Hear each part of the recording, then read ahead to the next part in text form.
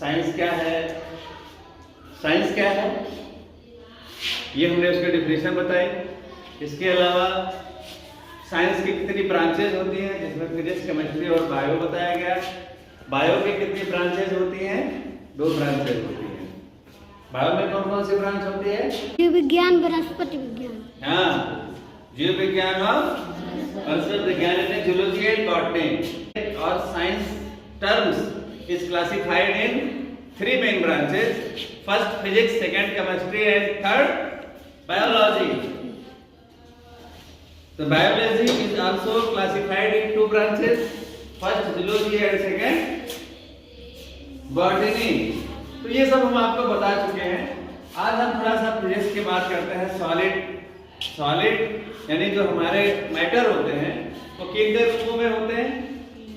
जो मैटर होता है वो कितने रूपों में होता है? नहीं पदार्थ। तो कोई भी पदार्थ कितने रूपों में पाया जाता है? 3 रूपों में पाया जाता है। कौन कौन सा? ठोस, द्रव, गैस।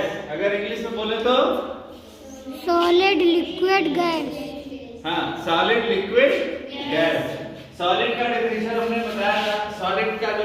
सॉलिड जो होता है इसके अंदर जो कण होते हैं, जो गैस पदार्थ होते हैं, उनके कणों के बीच की जो दूरी है वो लगभग ना के बराबर होती है।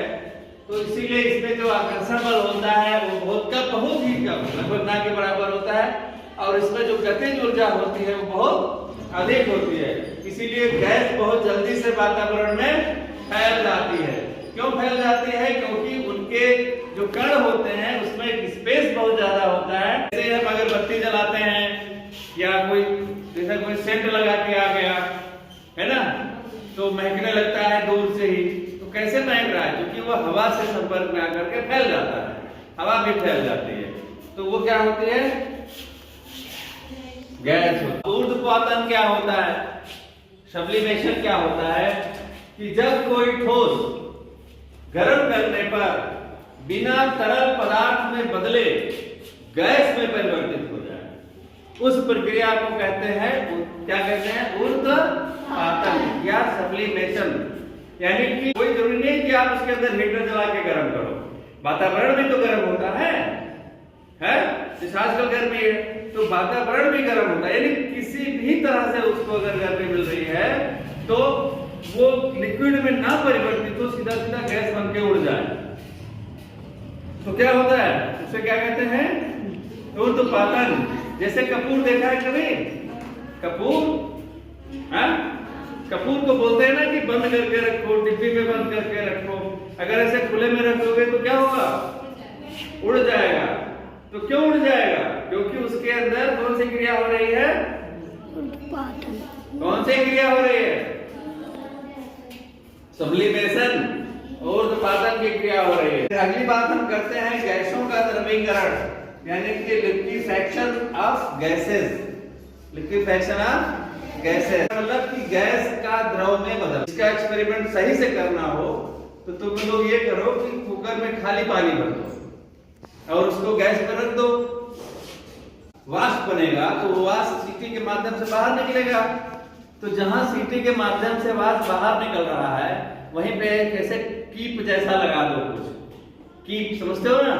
कीप लगा दो और वो थोड़ा लंबा हो, और लंबा हो कीप के पीछे जब पतला सा होता है तो उसके पीछे पाइप लगा दो और कीप लगा दो।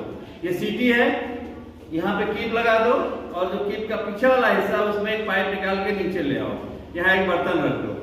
अब यहाँ से जब भी वाष्प निकलेगा तो वो कीप पे जाएगा, हवा में नहीं जाएगा। सीटी निकलता है तो वाष्प भी तो निकलता है, तो वाष्प निकलेगा तो कीप में जाएगा। कीप के पीछे वाली जो नली है उसमें होते हुए जब तक वो वहां नली में पहुंचेगा तब तक उसका टेम्परेचर कम हो जाएगा, और जब टेम्परेचर कम हो जाएगा, ताप कम हो जाएगा और दाब कम हो जाएगा तो क्या होगा? वो पानी में बदल जाएगा और नीचे जो प्लेट रखे हो वो प्लेट में पानी भरता जाएगा। ये एक बढ़िया एग्जांपल है इसका। तो इसी को कहते हैं लिक्विफैक्शन ऑफ गैसेस, यानी कि गैसों का द्रवीकरण, गैस का द्रव में बदलना। और एक बात करते हैं ड्राई आइस की, शुष्क बर्फ की।